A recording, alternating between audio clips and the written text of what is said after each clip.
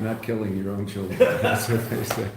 That's pretty good. I really like that. Right. Yeah. Children are the greatest thing in the world. There's no doubt about it. But they are also the most frustrating roommates you're ever going to have, right? That they can be pretty frustrating. So, I went to California to see my grandson. At the end of the trip, I said, "So Jacob, what was your favorite time?" He said, "You know, in the late afternoon when we go to Starbucks and just hang out." Starbucks? Yeah. He's 9 years old. That's nice, though. That's the best thing. Go here, go there, go on a game. Let's go. Josie appreciates the downtime with you. I thought it was great though. Yeah. That's very nice. Her opinions. okay, we made it up those tests. The Rebbe, the last thing the Rebbe told us, we learned that ultimately it's all totally in the Vedas Adam. Right? The Eibishter's desire is that you and I should be his shutaf in Maaseh Bereshis. Therefore, he created a reality. And we're calling that, now, there's the physical creation. There's also Malchus in Elokus. He created a reality that requires fixing. And the reason he created that is because what does he want? He wants our Avodah. And if this reality were perfect from day one, so then there'd be nothing for us to do but enjoy it. So he wants us to do Avodah. Now, it's interesting. And we learned that the Rebbe takes us a step past this. But Chazal say, Teva Tov Lahetiv, the nature of good is to do good, and that's one of the reasons for creation, that God wants to do good. And that's explained more by the Balei Musar than in Chassidus. Chassidus gets brought in Chassidus. It's a Maimar Chazal, so it's true. But it's brought more by the Balei Musar that what's the Tov? The Tov is that the Kadosh Baruch Hu gives us a relationship with Him. And that's the ultimate Tov.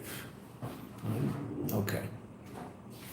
Which is, certainly along the lines of what we're saying, except the Rebbe is obviously saying in a much deeper level. We're going to see just how far we go with this when you learn tests.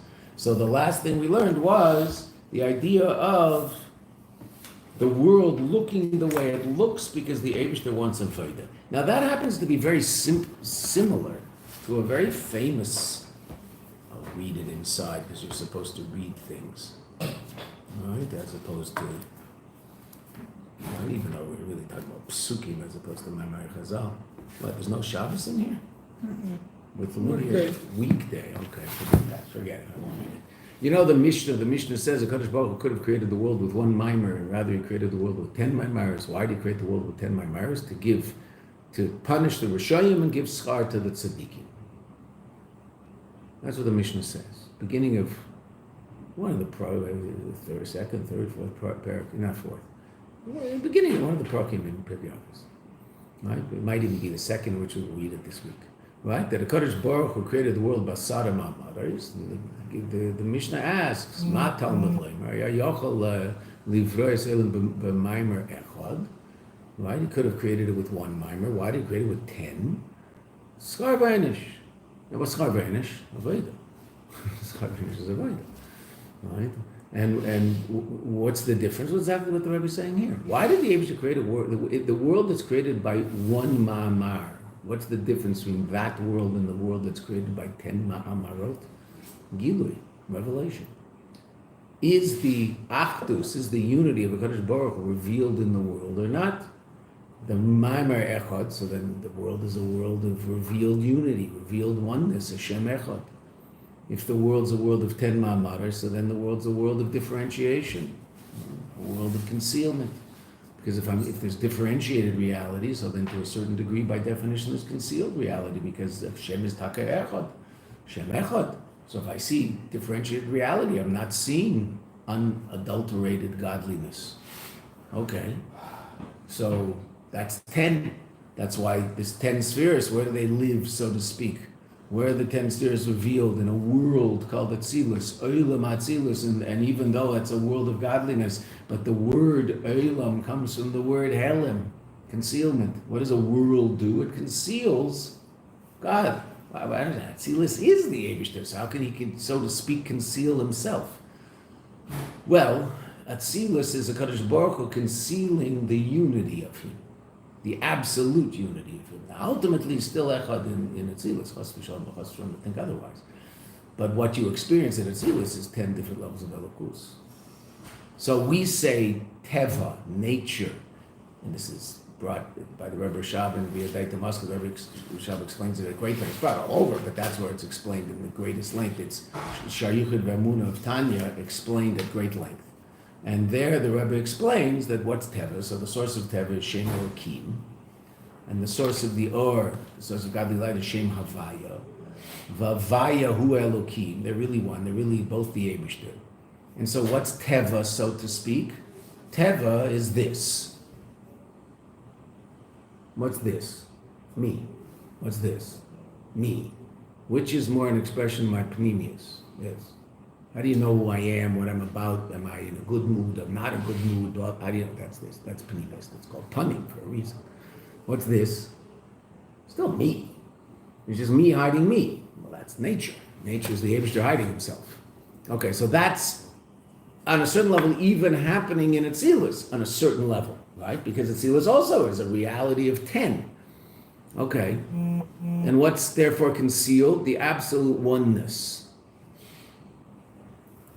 So that's to a great degree what the Rebbe is saying here.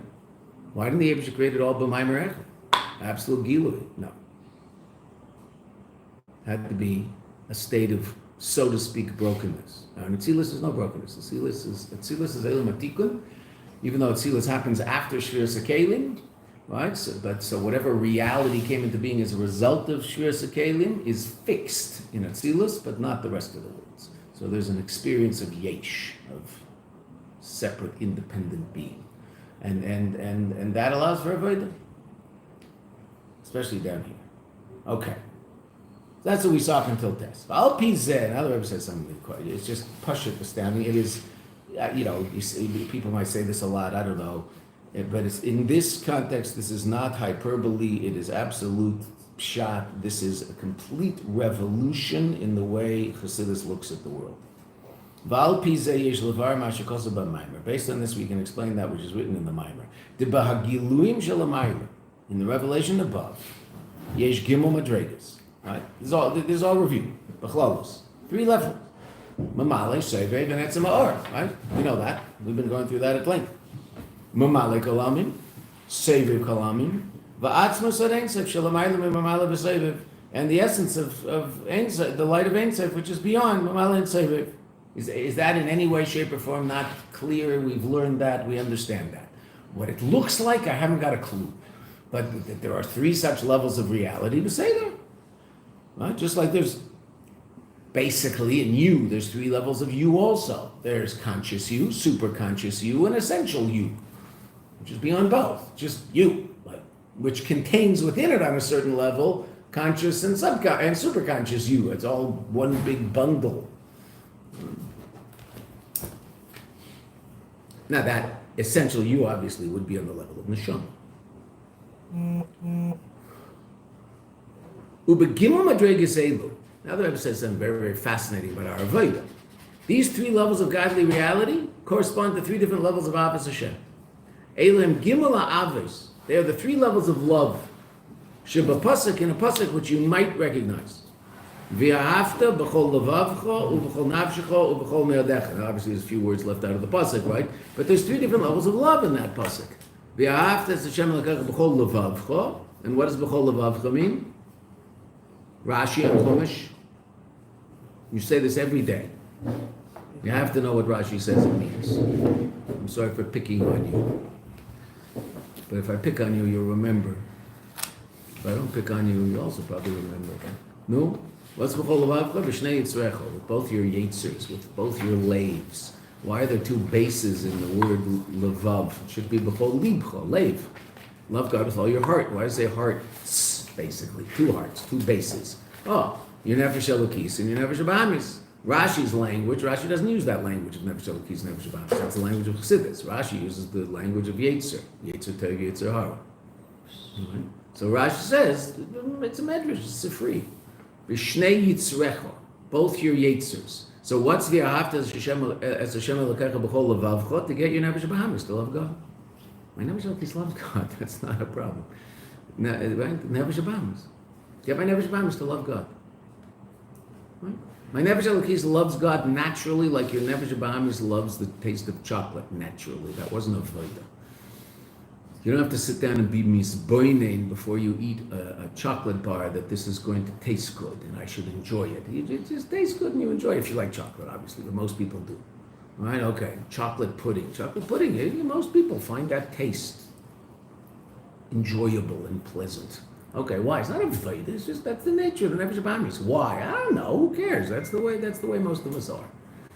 Right? Okay. So that's the way the Nefesh Elokis is by the Eibishter. Naturally loves the Eibishter. The way I naturally love chocolate pudding. Okay, so what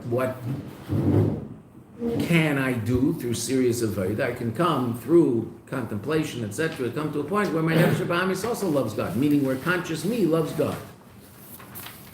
In order to fulfill the mitzvah of Avos Hashem, I have to get conscious me to love God. According to the Alter Rebbe, how do I fulfill that mitzvah? Mitzvah saseh min Torah, v'ahavta Hashem elokecho. How do I fulfill that mitzvah according to the Alter Rebbe?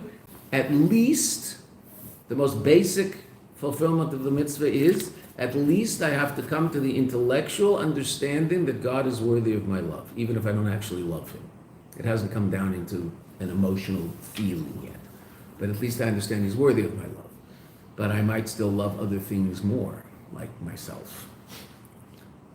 And my wife and my children and other things. Life in general, I might love that more. Well, that's the next step. B'chol nafshecho, with all your soul, where you're even willing to be Meiser Nefesh. You're even willing to give up your soul for God because of your love of God. That's the next step. And b'chol me'adecho, which is without any limitation whatsoever, and we'll see how the Rebbe explains that here. A level of God that's ma'oid, a lot, meaning beyond limitation, beyond your seichel, beyond your midas, beyond any conscious aspect of you. Okay. 3 levels of Ava. V'ahavta Hashem elokecha b'chol levavcha, your Yetzirah, your Nefesh Abamis, b'chol nafshecha, you're willing to be Meiser Nefesh, b'chol me'adecha, basically you're one with God. There isn't anything else. So the Rebbe explains, and the explanation is relatively straightforward. The level of love, b'chol levavcha, he bechinas mamalik olami. That corresponds to the level of light that you and I call mamalik olami. After all, where's Nefesh Abamis come from? Why is there something called the Nefesh Abamis? Because we live in mamalik olami. We live in a world where there's concealment. Right? There's no Nefesh, meaning there might be a Nefesh Abamis if godliness is revealed, but there will be a Nefesh that will be the source of our physical reality, but in no way, shape, or form will it be a source of what you and I call the Yetzer Hara. Right? Does a tzaddik have a Nefesh Abamis? Well, yeah, basically. But it's completely and totally bottled to his Nefesh Elokis, and it's just a conduit for the desires of the Nefesh Elokis to express itself in the conscious being of the tzaddik. So his Nefesh Abamis has been completely elevated to Elokus. Okay. So you and I don't live there. So you and I live in a place where a Nefesh Abamis might want chocolate, okay, or worse. So where's that coming from? That's Mamalek. That's our Mamalek. So how do I get my Nefesh Abamis to love the Eibishter? By contemplating the notion of Or Mamale, by contemplating the fact that the Eibishter has created the world, and the Eibishter is giving me everything that I have. Right? What's the first level of meditation of His Beinunus that's talked about in Chassidus? And it's a pasuk. V'ahavta es Hashem. I don't think it's Elokecha. V'ahavta es Hashem ki hu chayecha. It's the source of your life. You like life? Then you must like God, because God's your life. God gives you your life. It's the source of your life. It's not so much He gives it to you, He is it. But I mean, at least on the most external level, He gives it to you. And since I like life, again, we talk about this, there's ups and downs in life, but the experience of living is something we appreciate, hopefully, right? If we think about it. So that experience, who gives us that experience? HaKadosh Baruch Hu. So we should thank HaKadosh Baruch Hu and be very appreciative and love Him because He's the source of that. Just like a child would love a parent because the parent takes care of the child.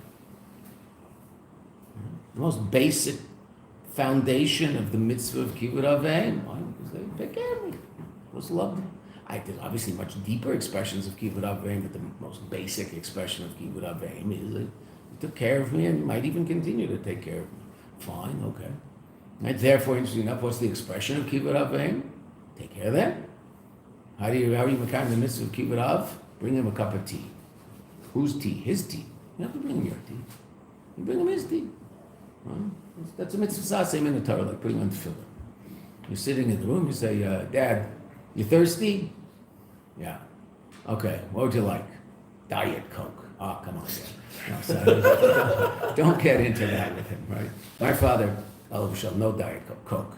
He used to come to visit us in Eretz Yisrael, and we'd buy Coca-Cola and put it on the Shabbos table for my father, and he'd take the Coca-Cola, always, he was a kibbutzer, my father, he was always kibbutzing with the kids. He pours the Coca-Cola and he'd put it down next to his chair. The Coke, what happened to the Coke? He goes, where's the Coke? Okay, Coca-Cola, he wants Coca-Cola, right? So you're in his house, right? What do? You go to the fridge, pour a glass of Coca-Cola, take it to him, you just put on tefillin. Same as putting on, no difference with that, putting on tefillin. Mitzvah same in the term. It's his Coke. You don't have to, it doesn't have to be yours. If it happen to be in your house, you don't go, Dad, give me $5, I'll go buy Coke and I'll give it to you. You don't have to do that. You can give him your Coke too. You're also Mekayim the mitzvah. It doesn't have to be yours though. This is all brought in the Midrashim, right? That teaches and it's brought in Halacha as a result of the Midrashim, right? That it's his Coke, his food. So if you're visiting your parents and you bring them something, so parenthetically, it's not our discussion, it just happens to be an interesting issue for the Baal Tshuva. If there's any non-kosher food in the house, there's an issue. You don't want to bring the non-kosher food. You want to bring the kosher food. So there's a limitation for the Baal Tshuva who might be in a house where there's not all the food is kosher food. So then he's got to be careful. So you don't necessarily bring dinner that's in the microwave. Okay, but so bring the Coca-Cola, that's kosher. Bring the glass of water. Bring a glass of tea. Right? And it's interesting, the fulfillment of the mitzvah is why is there a mitzvah called Kivud Avim? Because they took care of me. Why would I not, how can I not appreciate that? Right? Now, I might not at a certain age. At a certain age, I grow up, right? What did Mark Twain say? Right? At 15, I thought my father was a real jerk. At 20, I was amazed at what the old man had learned in 5 years. Right? Okay. Great. Yeah, he had some good lines. So he from the Midwest? Was he a Midwesterner, Mark? Where did he live? I never hear about where he lived. You just hear about, him. You hear about him being here, and you hear all these amazing lines, and you hear his lines about Minnesota, and you hear his lines about Manchester, but you never, where did he actually live? I'm asking educated Americans, it's interesting that you don't know. Samuel Clemens. Probably, I guess maybe it's based on the book, maybe in the South, because the books are all in the South. The Mississippi River. Yeah, there's a lot of Mississippi. Worked on boats on the river. Yeah. Maybe, yeah. So I guess the Mississippi River. Missouri, I don't know. You know how he got the name Mark Twain? He was when he was on the river boats, and they would drop a line to see how deep it was, and it was Twain was one of the levels. So Mark this, Mark that, Mark Twain. So they called him Mark Twain. Okay. He was Samuel Clemens. Samuel Clemens. Yeah, Tuck, I guess, I can't, I hate to, bare my soul, but I don't think I ever read anything he wrote. In Canada, you didn't have to read Mark Twain, right? So. I've heard of it, but I don't think I ever read it. But nowadays what he is one of the old white men. Yeah, he's off the charts now. We don't want him. So why? The cave and Shechai, fourth line. The cave and Shechai used to bechinas mamalek alamim. That since the vitality of the level of mamalek alamim, who maluvash benivroim, is clothed in the created reality, in creations, but pnimiusam, in their inner being, meaning that level of godly energy is that which powers you and vitalizes you. Lochein. Now, more deeply than the electricity is powering the light, right? The electricity is powering this light, but the existence of the light is not dependent on the electricity. The existence of the light bulb, right? the fact that the light bulb gives light is dependent on the electricity, but not the existence of the light bulb. Relative to you and I, not only, meaning our life is an expression of Mamale, but our essential existence is an expression of Mamale. So even after chas v'shalom, a certain aspect of life might leave a body, there's still a body, and that body is also an expression of Mamale Kolam, just the essential physical existence. Okay, that's who we are. L'chein, therefore, al yedei beinunus, through contemplating this, nirgish chayus zeh, then a person also feels this chayus and is aware of this chayus and sensitive to this chayus, this vitality. Gam b'nefesh habahamis, also in his animal soul. What does that mean? In conscious me. Animal soul is just conscious you and me. Right? That person you refer to as I. That's the intellect of your nefesh habahamis. And the experience of I is the intellect of our nefesh habahamis. Va'ava hi b'chol levavcha, and va'ava hi b'chol levavcha. This love is b'chol levavcha, and what is that? As we mentioned earlier, b'shnei yitzrecho. The Gemara in Brachos. B'shnei yitzrecho, both your yitzers. Right? In other words, Yetzer Tov, Yetzer Hara. Yetzer Hara, that is what in Chassidus we call Nefesh Habahamis. It's possible to have a Nefesh Habahamis without a Yetzer Hara. You can't have a Yetzer Hara without a Nefesh Habahamis. Right? Okay? The source of Yetzer Hara is Nefesh Habahamis. Mm-hmm. It is possible to have a Nefesh Habahamis without we don't have evil inclinations and evil desires all the time, right? You always have this desire for something negative. You can have a desire for something positive. Who got you to come to Chassidus this morning? You never Bahamas. You made a conscious decision to get up and come to Chassidus, right? Who made that conscious decision? Your Nefesh Bahamas made that conscious decision. Avodah is all about the Nefesh Bahamas. Getting the Nefesh Elokis is from. No, seriously, I know it sounds funny, but the Nefesh Elokis is from. The Nefesh Elokis wants to learn Chassidus and do mitzvahs, and all it wants is Elokus. Where's my Nefesh Bahamas? Okay, who am I? Right? What have I been doing all my life? How was I educated? What was I told about? So if I'm educated about things that have nothing to do with anything holy, then my Nefesh Bahamis will probably not be particularly interested in holy things. Why? Because my conscious reality has been molded by shtus. Okay, what if I was brought up with an appreciation of holiness? So then I have a pretty good chance that that's what I'm going to get into. Not 100%, but it's obviously a much better chance. Okay. And the Rebbe, interesting enough, the Rebbe says every child in a religious family who leaves Yiddishkeit, the Rebbe had a very clear position on that. It's always emotional and not intellectual. They're not happy. If they were happy, they wouldn't do it. They're not happy, and they think they might find happiness somewhere else, because right here they're not happy. Okay. That's why when we're in a state that's not a state of simcha, we're more vulnerable to the Nefesh Habahamis. That he might get us to do something that we're not really interested in doing objectively. Why? Well, because it might alleviate this uncomfortable feeling I have right now. All right. We have to fight through that. But it's very interesting. The Rebbe talks about the emotional issue, right? But in general, and I'm bringing this as a mashal, but it really is an interesting mashal. I don't mean it as a stupid mashal, even though the source of the stuff is stupid, right? And it works both ways. If I grew up in a house of, okay, I'll leave the dark out of this. If I grew up in a house of Detroit Tiger fans, what are the chances that I'm going to be a fan of the Detroit Tigers? Pretty good, right? I'll probably be a fan of the Detroit Tigers if I'm a fan of baseball, which I probably will be if they were into that and took me to games and blah, blah, blah, blah. Right? I mean, that's sort of the way it works. If I grew up in a household where sports was completely and totally never mentioned, never talked about, and the sports page was thrown out when the newspaper was delivered, kid's probably not going to be into sports, right? I mean, why would he be? Where would that come from? Okay, so what if you're talking about something that matters? And if you grow up in a house of scientists, good chance the kid will be interested in learning science, because what's he hearing at the dinner table? What is parents talking about at the dinner table? And whatever it happens to be. So whatever it happens to be the Eibishter and Elokus and Torah and mitzvahs, so then there's a pretty good chance that that's what the conscious reality of that child is going to be.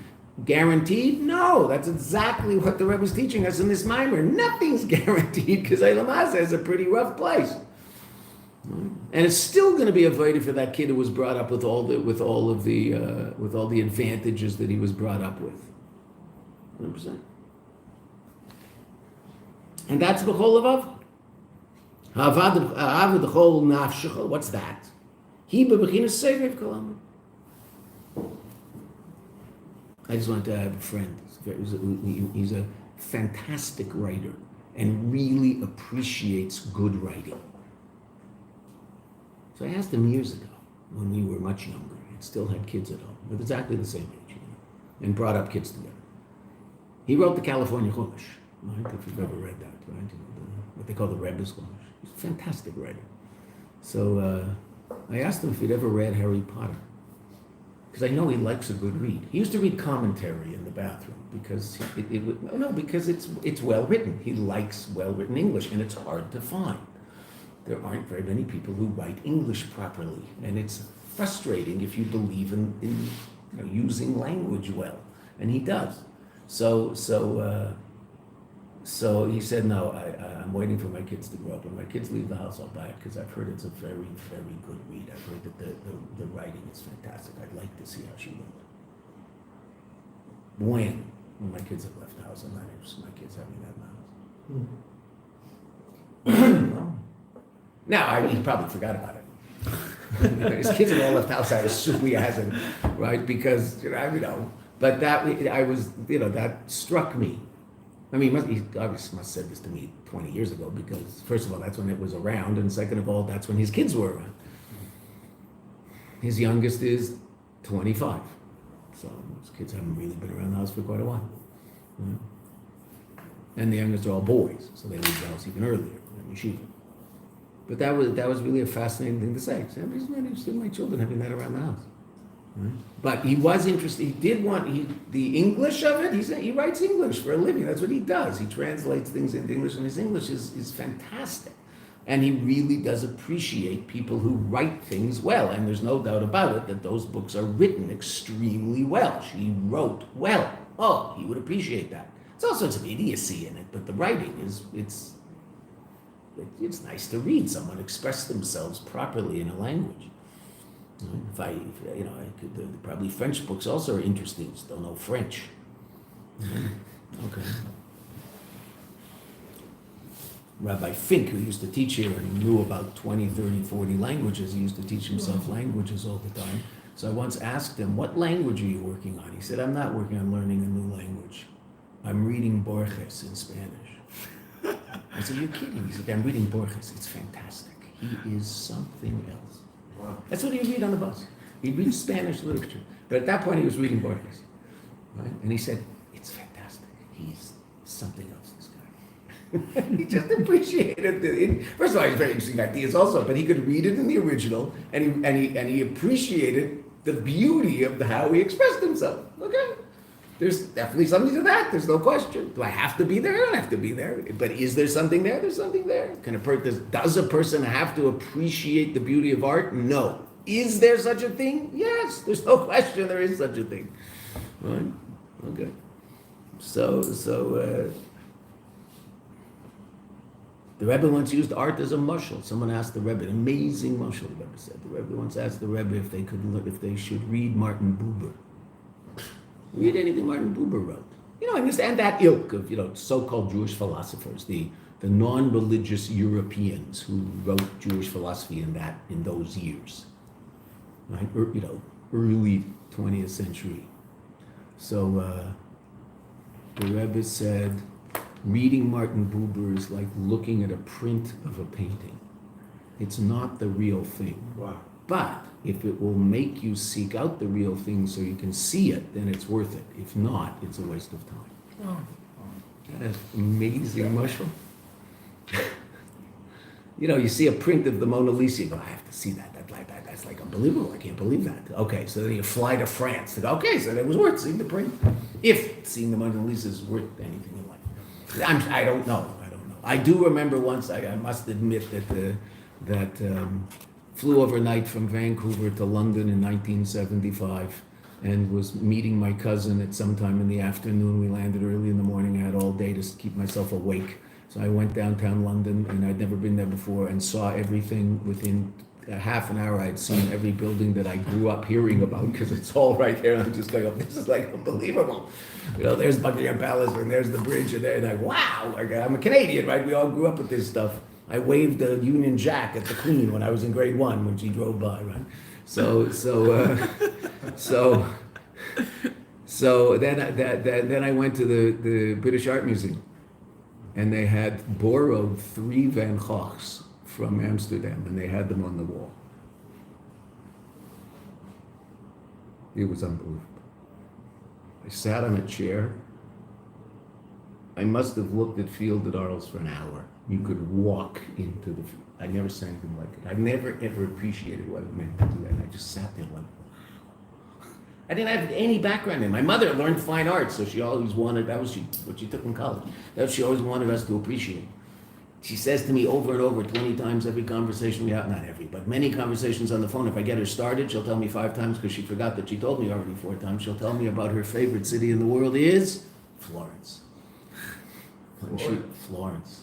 There's a lot of Art, arts. a sort of center of art in the world. And she said when she went with my father, they were there for 2 days. She said to my father, I tell you what, leave me here for a week, come back.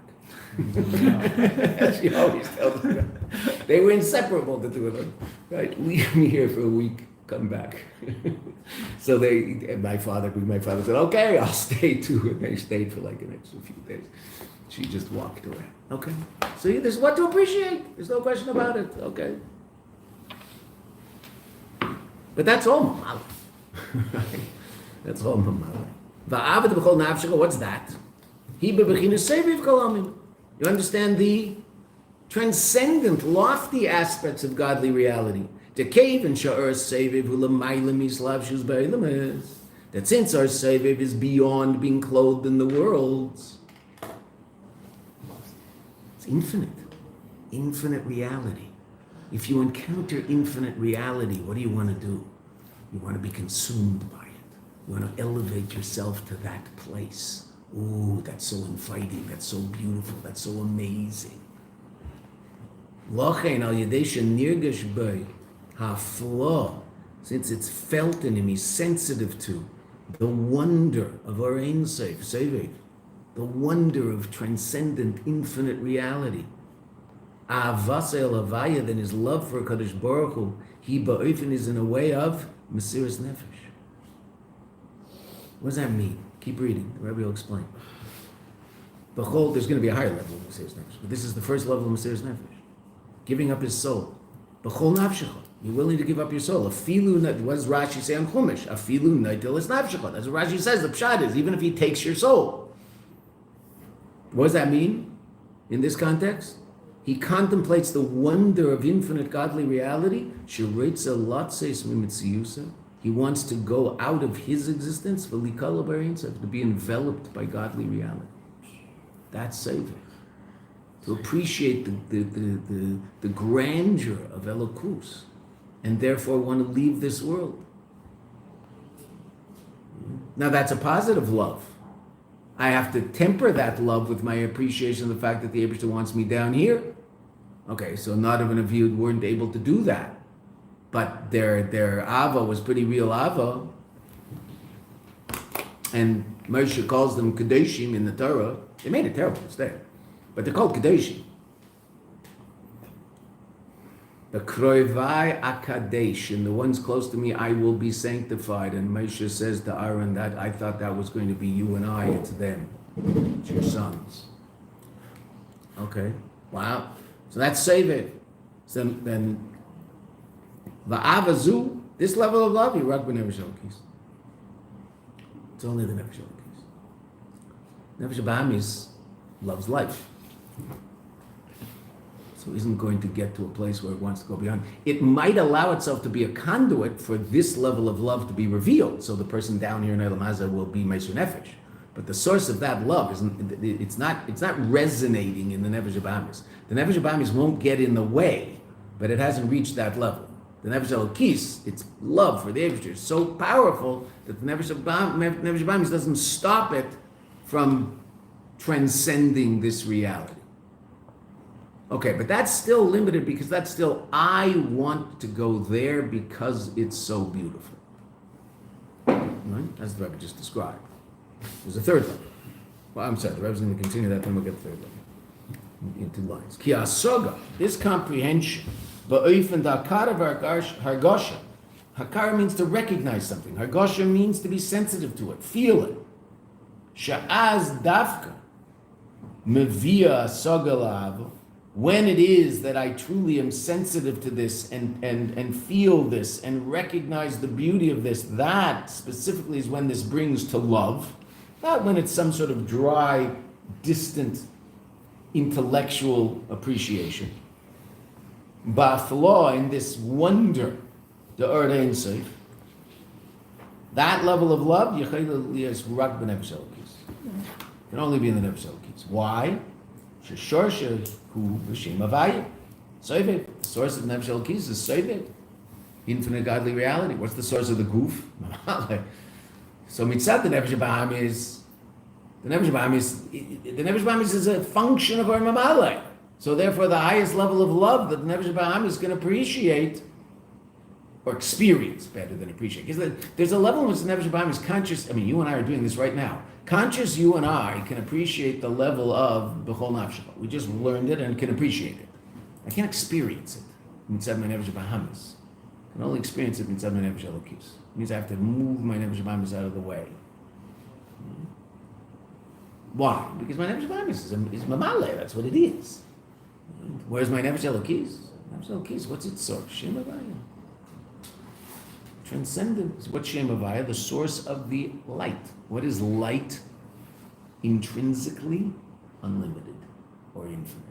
We've seen 2 levels of light, right? Unlimited light and infinite light. But okay, let's just be general. It's infinite. That's the nature of light.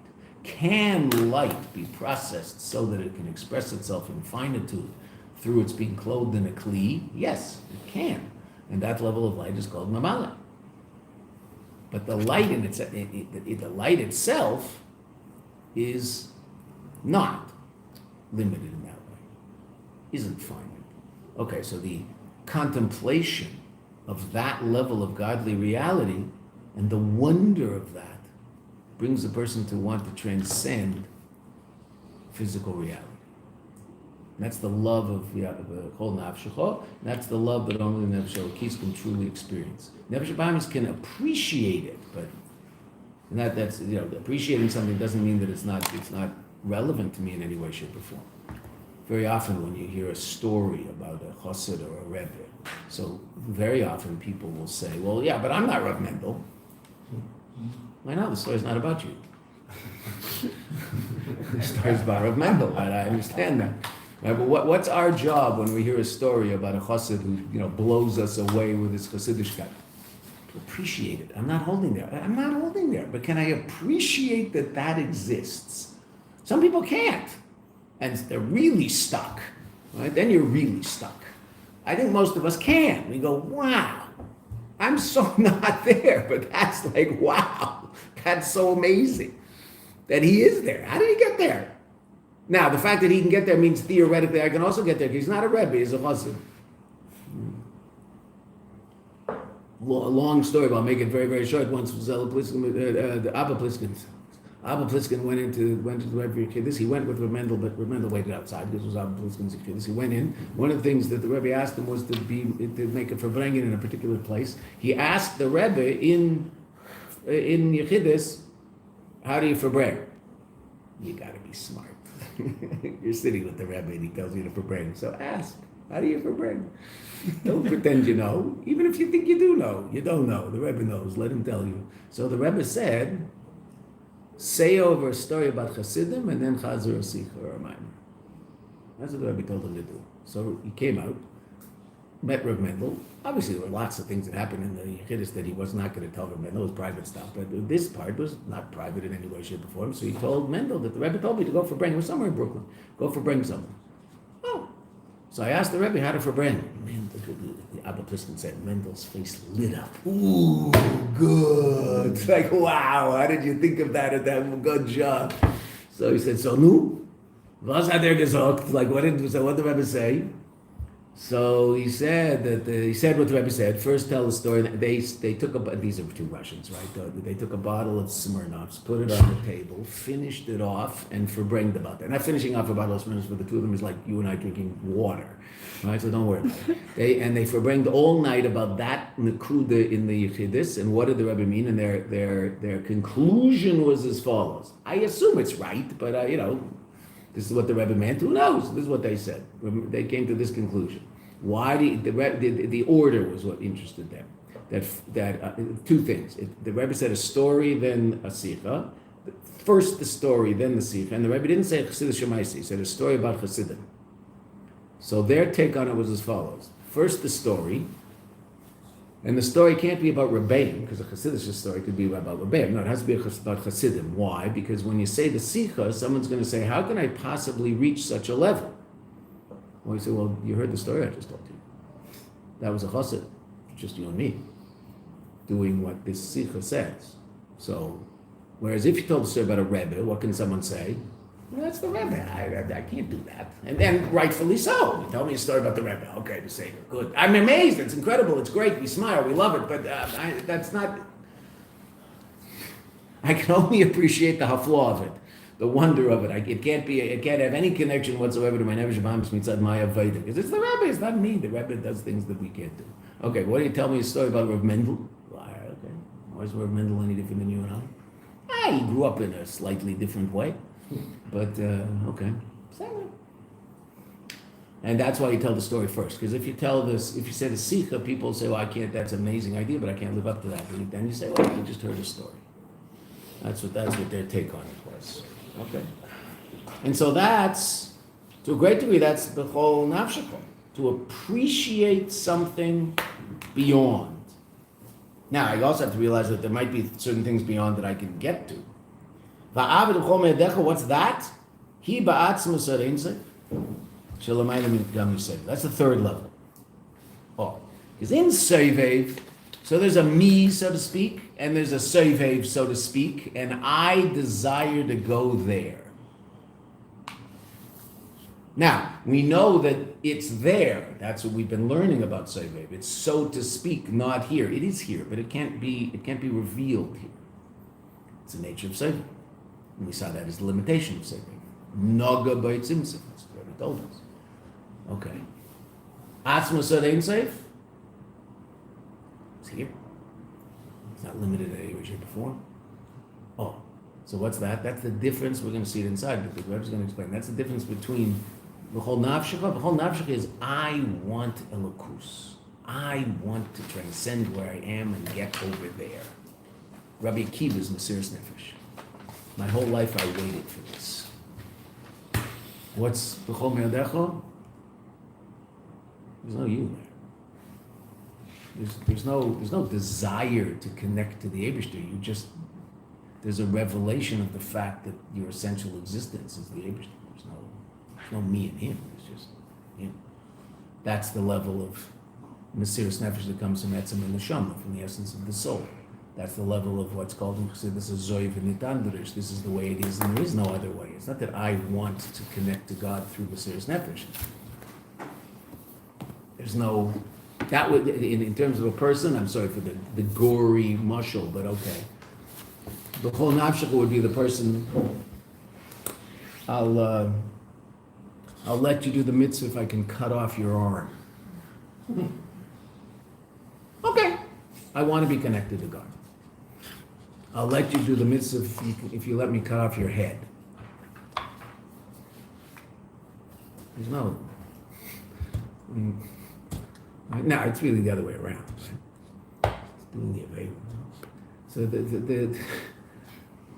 you don't have to do the Aveira if you let me cut off your arm. You have to do the Aveira if you let me cut off your head. Well, you're cutting off your head. There's no me. It's not like there's anything left. Okay, Zoiv and Nitandrish, this is the way it is, and there is no other way.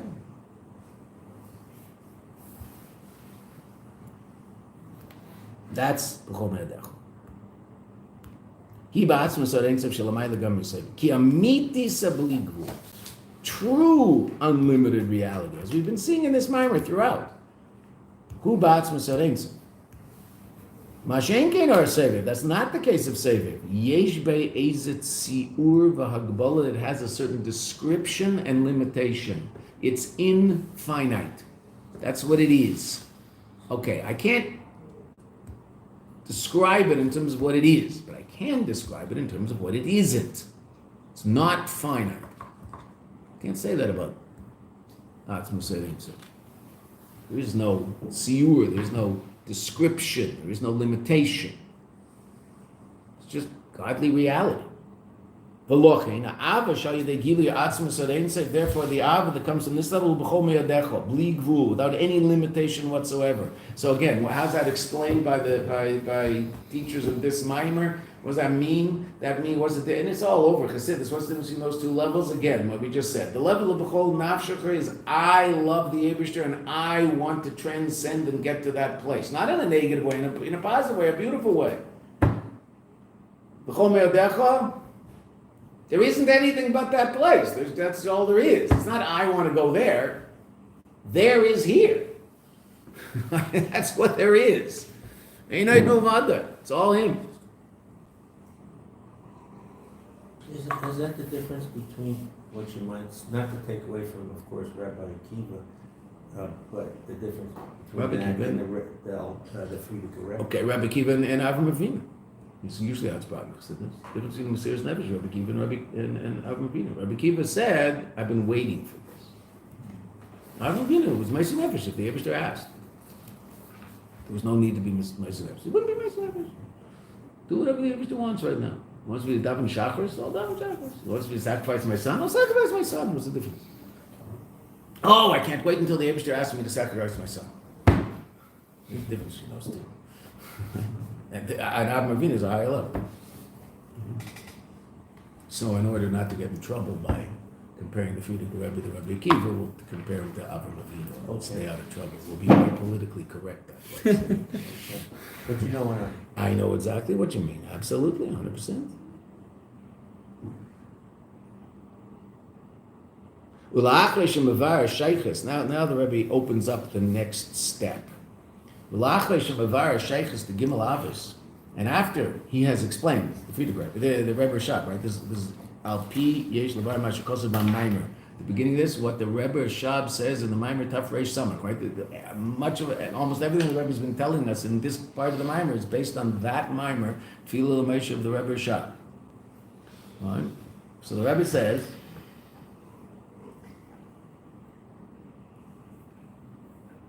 after he explains, the Rebbe Rashab, Hashaychus, the Gimel Avos, the relevance of these three levels of love, Legimel Madregas, to the three levels of godly reality, Messiah, he concludes, and he says something really fascinating.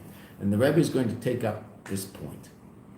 The Mizeh Muvan, from this it's understood, meaning these three levels of Ava, it's understood in Yonim Shel Gimel Madregas, the reality of these three levels of godly or.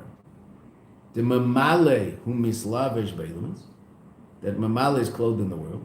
Sevev hu lamayla mislavshus. Sevev is beyond being clothed in the world, and therefore expressed in the world. Aval shayach leilus, but it's relevant to the world. It's still called sevev kol almin. Again, the mashal for that in your soul is ratzon. Ratzon is a power of you, and it's shayach to conscious you, but it isn't conscious you. It's superconscious you, but it's this part of superconscious you that's very relevant to conscious you and powers conscious you, but it isn't conscious you. Okay, still you. There's a deeper point, deeper place in you. That's why you don't have immediate control over it, whereas you do have immediate control over what you're thinking. You don't want to think it, push it away. Might come back, push it away again. Okay, Ratzon, can't say I don't want. What do you mean don't want? I want. Okay, I've talked about that at length. And Ratzon isn't clothed in any particular part of the body. It powers all of the body equally. The reason you're seeing is because you want to. Meaning the reason you're looking at something is because you want to. The reason you're talking is because you want to. The reason you're moving your finger is because you want to. The reason you're walking is because you want to. The reason you're thinking is because you want to. Thinking about a particular idea. You don't want to think about that idea, so don't think about that idea. Understand? About Shaykh Leila. The atzmas that ain't saved, who ain't a begetter, that's not shaykh to the worlds. Okay, these three levels. Well, let's go a little further. So that it's very interesting. If you look carefully at the Rebbe Rashab just said, from the three levels of Ava, you can understand these three levels of Elokus. So now you would think it's a mashal, right? That the mashal for these three levels are these three levels of Ava, which is usually how we use physical reality, as a mashal to understand godly reality. That was going to turn everything upside down.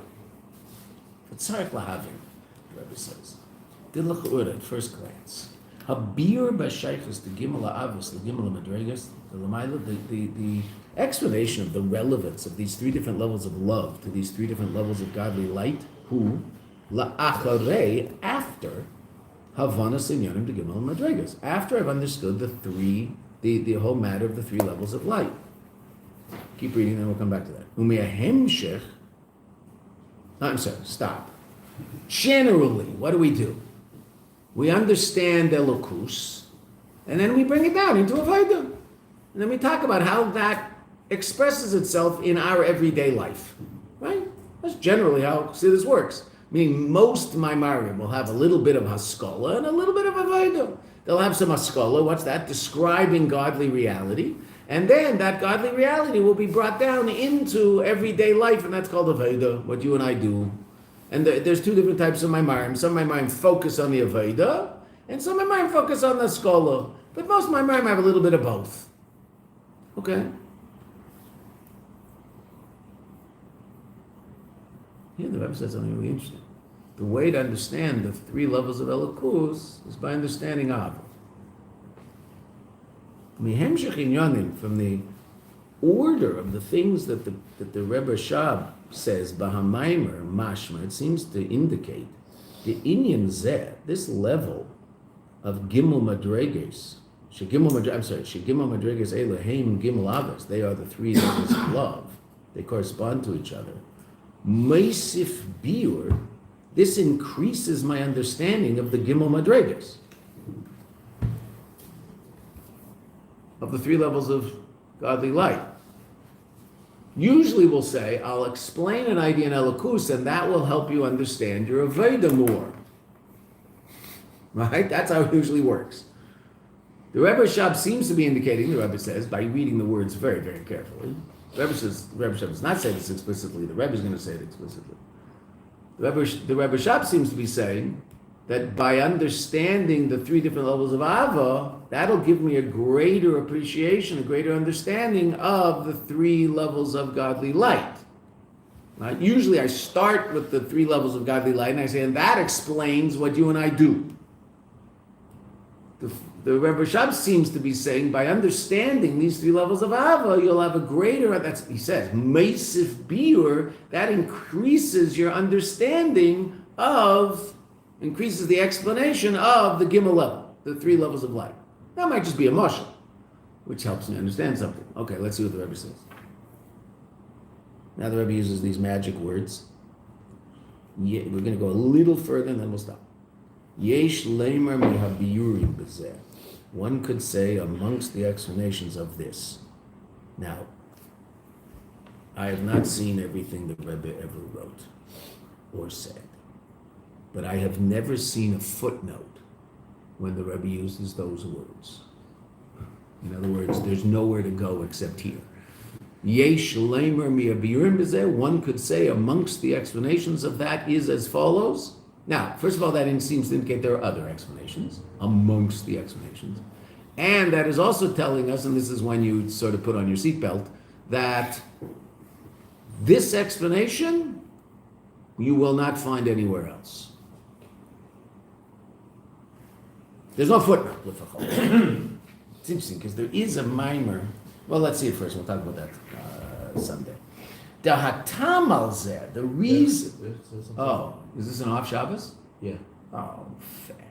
So that means there's no Chassidus Sunday morning. Was that your idea? No. Well, it was my. It wasn't my idea. I always thought it was a good idea because it's hard for the students to show up, right? Especially if they go away, right? And it's in the summer because Shabbos ends so late. That doesn't mean that that I don't like coming here. I like sleeping in till 6:30 and there's 7 instead of getting up when I get up. I like that, it's nice. All I do, of course, is stay up an extra hour. Might see Shabbos. It's not like I'm more rested, but okay. But we're all the same. So yeah. So, but yes, it was an idea that I think is a good idea. But that doesn't mean that especially when I'm sitting and learning the mimer, I want to cancel Nigla today and just go right doing the mimer. But we're not allowed to do that. Yesh lemer bir b'zeh. That tam al zeh. Sheyeshnam lamayli gimel. Look what the Rebbe says here. We're going to see the atomic bomb. Then the Rebbe is going to explain it. Atam, the reason al zeh. Sheyeshnam lamayla gimel madregas, that there are above 3 different levels of godly light. Shebehem, that in them nichlalim kol agiluyim, that in those 3 levels are included all different aspects of godly light. There's 3 categories, and every level of godly light fits into one of those categories. Mamale Seviv Etzemar. Who? Look what the Rebbe says. Ki kol agiluyim l'mayla. All revealed reality above. Hein bishvil avodas adam is for the sake of our avodah down here. Meaning what? In atzmus, what, so to speak? What's the Eibishter thinking about? Light? No. What's he thinking about? Our avodah. He wants our avodah. That's what he wants. Up there in atzmus, before any light, before atzmus or Ein Sof. All there is the Eibishter, etzem, whatever that means. Somehow up there, and how this works, we have no clue because we're talking about a reality so far beyond anything we can imagine. There's nothing to say. But somehow, Baruch Hashem, we have ideas as to what happened up there because Chazal told us. How do they know? Because God told Moshe on Har Sinai that this is what happened. Up there in Atzmos, the Eibishter had a taiva. For what? Godly light? No. What did the Eibishter have a taiva for up there in Atzmos? Avodas Hashem. That you and I should put on tefillin. That's what we had a taiva for up there in Atzmos. That there should be this creature down there. There's no down there yet. There should be this creature, and he's going to serve me and bring about a revelation of me in a place that it's absolutely impossible to imagine that I could be revealed in. This is just cool. This is amazing. I'm into this. What happens then? What comes into being right away, so to speak? Atzmus Aretz. Or Shalifnei Atzmus. Up there, we saw there 3 different types of light. Atzmus Aretz, right? Or Habilti Gvul, which is going to be the source of Soivev, which is what happens after Tzimtzum. Or Hagvul, which is going to be the source of Mamale, which happens after Tzimtzum. Like we saw this yesterday, right? We understood it, we didn't understand it, but that's what we saw. Okay. And then it all starts. Tzimtzum and Kav and Yeshima and all sorts of good stuff. Why? In, so to speak, in Atzmus, what is there before all of this? There's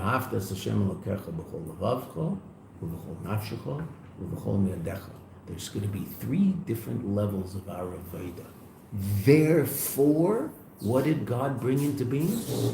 3 different levels of light to correspond to those 3 different levels of Avodah. Wow.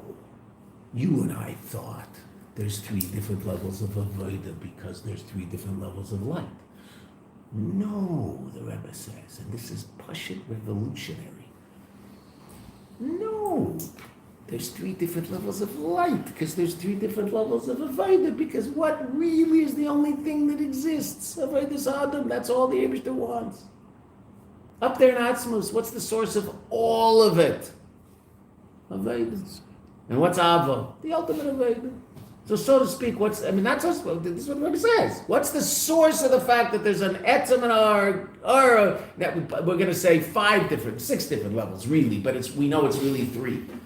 Where did etzem or habilti gvul and or gvul, which means etzem or and or sevev and or mamale, what's the source of that?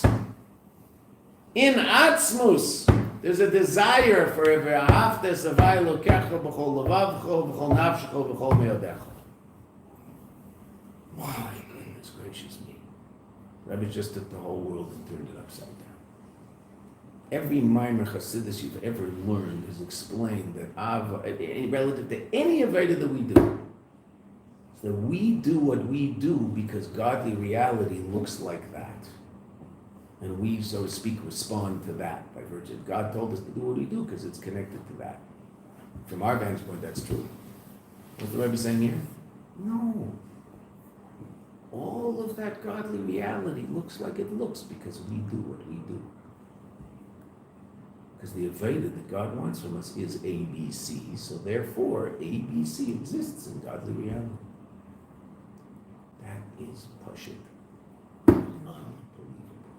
And if the Rebbe didn't say it, he would never say such a thing.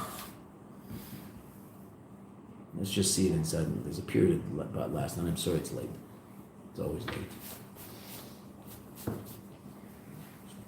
And I told the story about Mendel and Abba Plitzkin in the middle of the Maim. I'm always thinking, yeah, but this is going to make me late. But what can I do? I can't stop myself. As it's hard as go, it's not so bad, but still. Look what you see what the Rebbe said. Let's read the last 5 lines very quickly. Datam al zeh. Just going to read it and translate it. Datam al zeh. Sheyeshnam lamayla gimel madregas. That there are above 3 different levels of godly light. Shebehem nichlalim kol hagiluim. That in those 3 levels, all different aspects of light exist. Every single aspect of light is found in it can be understood within the context of one of those 3 levels. Why are there 3 levels of light? Ki kol hagiluim dilamai. All revelation above, all different levels of infinite godly light. And Bishvil Avedas Adam are ultimately simply for the purpose to get down to Eilam Hazeh so that you and I can do something called Aveda. The cave in Shabbat Hashem. And since in Avos Hashem, Shehi Ikar Aveda, which is the most essential Aveda, as it says in the Zohar that's quoted constantly in Chassidus, the Leis Pulchanika Pulchana de Rechimusa, there is no service like the service of love. Yeshnam Gimel Avos, there's 3 different levels of love. B'chol levavcho v'nafshcho me'adecho. Lochein, therefore, Klolos kol giluim de lamaylo, all godly light, nechlakim legimel madregas, can be divided into 3 levels. Memale seviv v'arein sev shalamaylo meseviv. Those 3 levels that we've been talking about. Shebehesam, that they are consistent, legimel ha'avos anal, the 3 levels of love.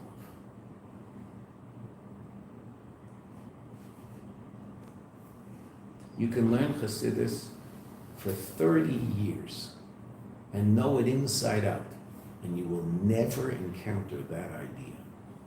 Chassidus will always explain things. First, Lamaila, and then Lamata. First, this is what godly reality looks like. Therefore, we do this. This is the pneumius of what we're doing, which is true. It's not that's not true. That's true. Here the Rebbe tells you the pneumius of the pneumius. We do this. Therefore, godly reality looks the way it looks. Why? Well, based on this mind, we understand. What's the source of what we do? Atzmus. Not Atzmus Harein. Atzmus. Beyond light. Atzmus, the essence of the Eibishter. What does he want? Avodas Hashem. Therefore, what comes into being? Godly light. What level of light? Every level of light. And this is all just the pneumius of explaining how everything we do in Elam Hazeh brings about a tikkun in every level of reality. And we'll see that on Sunday, Monday, Tuesday, whenever we see it. Okay. Thank you. We will finish the mimer. Obviously I'm saying Be'ezrat Hashem, but we will finish the mimer before we stop for Shabbat. Do not worry. We are going to finish the mimer. We're near the, no? You'll see in the next page it says, V'zeu tfilu l'meisha. Okay, the Rebbe's going to explain, okay, this is the pneumius of the tefillah. And then the Rebbe's going to say, but wait, in Yud Aleph, one more, wait a minute. But something's not straight here. It's Tzarech Beer. We have to understand something. Wait a minute, it's Yud Aleph. I thought we understood everything. No, there's one thing left. Okay. But we will get through it. When I Thank you. Thank you. This, you just saw, you have to appreciate, you just saw an absolutely revolutionary explanation of everything. You won't, it's interesting, you will find there is something like it. There's a mimer, Chaf Av, Tafshin Chaf Zayin, which is interesting enough 2 years before this. The Rebbe talks about Ratzon and Seichel. That our Ratzon and Seichel are the source of higher levels of godly reality that correspond to Ratzon and Seichel, which is sort of like this, but not all the way. All right? So Ratzon will be the source of the fact that there's something called Sovev, and Seichel will be the fact of the fact that there's something called Mamale. That the Rebbe says over there. But this complete picture, this plus what we're going to see next is the reason everybody learns this mind. You have to do a lot of work to get to it, but you get to it.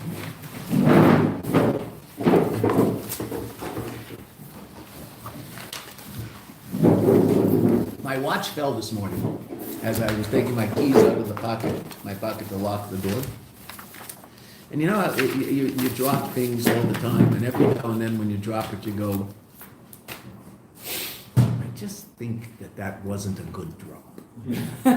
Like, how many times you drop your watch? You drop, well, right? And you pick it up, and it's fine. Your glasses, anybody wears glasses. You drop your glasses, they're fine. Then there's that one time you drop it, well, the watch. I looked, I said, it just doesn't feel right. This one, sure enough, a little crack in the I just had this feeling that it was there, and sure enough, it was there. It's funny, you get that feeling. Thank you. So there you go.